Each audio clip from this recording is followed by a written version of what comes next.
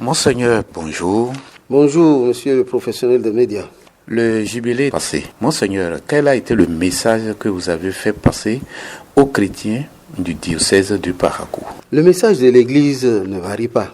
C'est que nous puissions être tous des missionnaires. Missionnaires, c'est-à-dire être convaincus que Jésus, Fils de Dieu, est l'unique sauveur, qu'il est venu faire du bien à l'humanité et qu'il veut que tout le monde soit sauvé. Et donc, c'est ce message qu'il faut répandre partout. Alors, il a reposé sur 3 piliers. Le synode sur la synodalité, c'est-à-dire la marche ensemble, que le pape François a lancé depuis Rome, sur 3 ans. En plus, il y a eu l'année pastorale qui s'est appuyée sur l'unité des chrétiens en Jésus-Christ. Soyons tous unis en Jésus-Christ.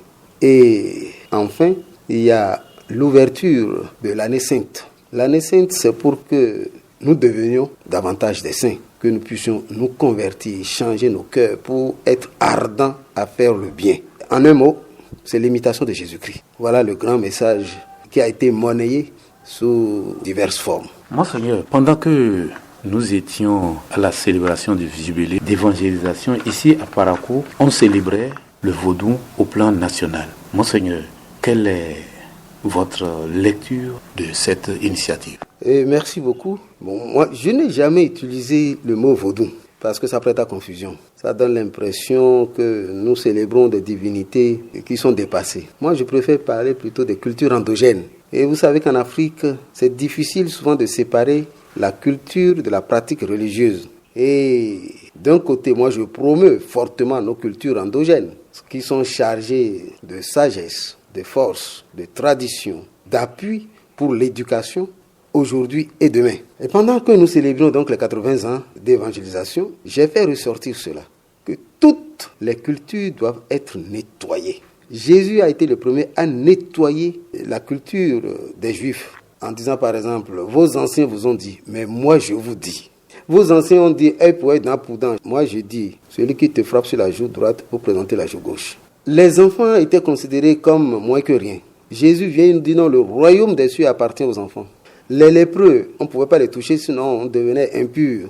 Jésus est venu, pour lui, il n'y a pas de tabou à toucher, n'est-ce pas, les lépreux. Au contraire, il les touche, il les guérit. Et donc, il y a eu même pire. Pour nous, les chrétiens qui avons la foi, n'est-ce pas, en l'Eucharistie, Jésus nous a dit, sa chair est vraie nourriture, son sang est vraie boisson. Celui qui ne mange pas sa chair et ne boit pas son sang n'aura pas la vie en lui, n'aura pas la vie éternelle. Or, c'était impensable pour les Juifs, non seulement de manger la chair humaine, mais de boire le sang d'un homme. Parce que déjà, le sang des animaux, c'était réservé à Dieu. Ils ne mangeaient pas le sang.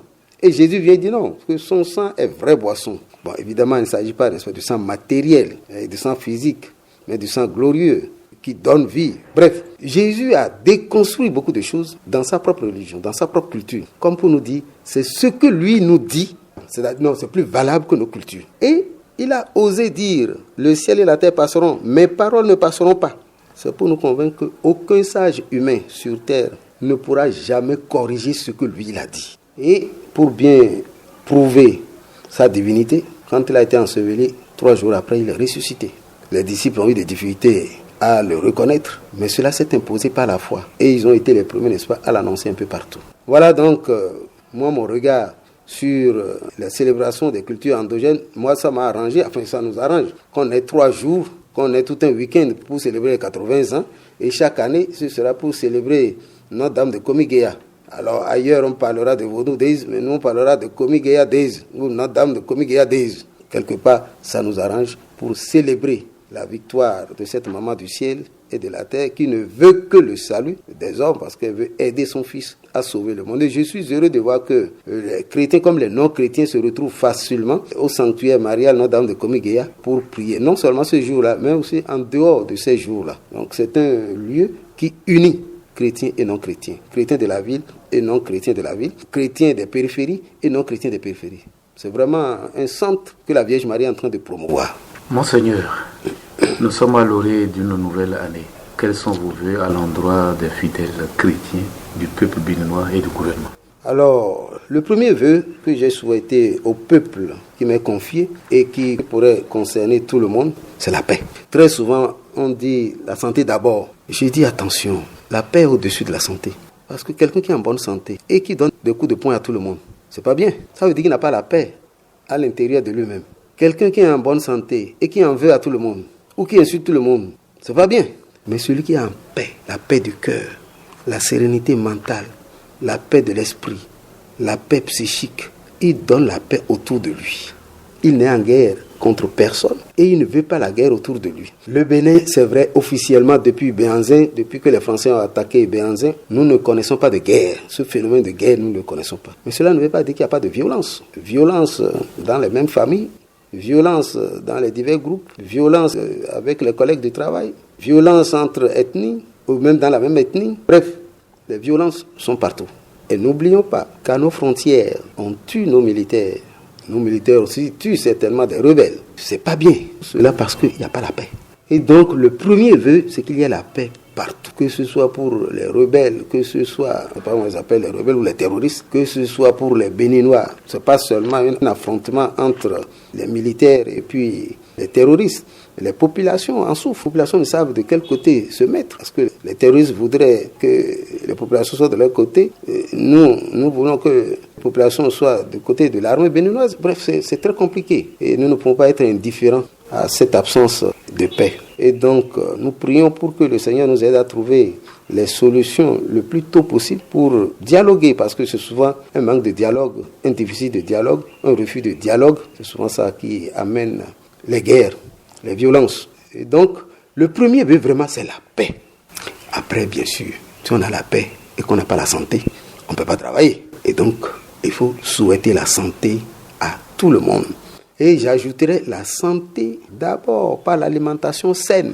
Je me réjouis, sans faire campagne politique à qui que ce soit, je me réjouis qu'on interdise, je pense que ce sera à la fin de cette année, l'importation des poulets congelés. Mais ce qui suppose que nous travaillons davantage pour produire au Bénin les poulets que j'appellerais bio, les poulets locaux, les poulets de chez nous, et que cela fasse du bien aux producteurs et aux consommateurs.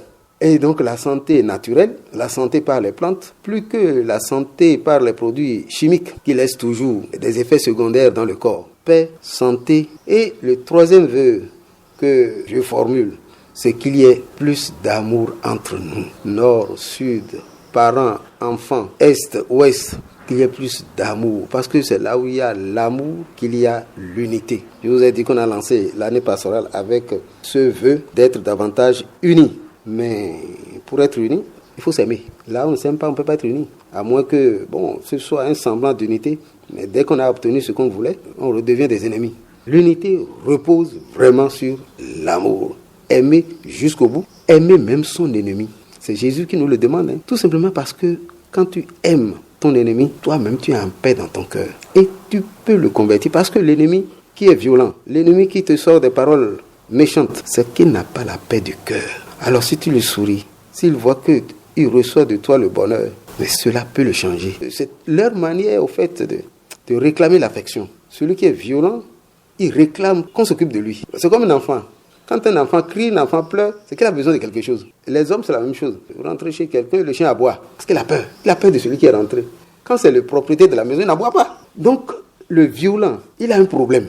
Et ce n'est pas en étant violent avec lui que vous réglez le problème. Vous rentrez chez quelqu'un, le chien aboie. Mais vous, si vous aboyez, vous ne réglez aucun problème.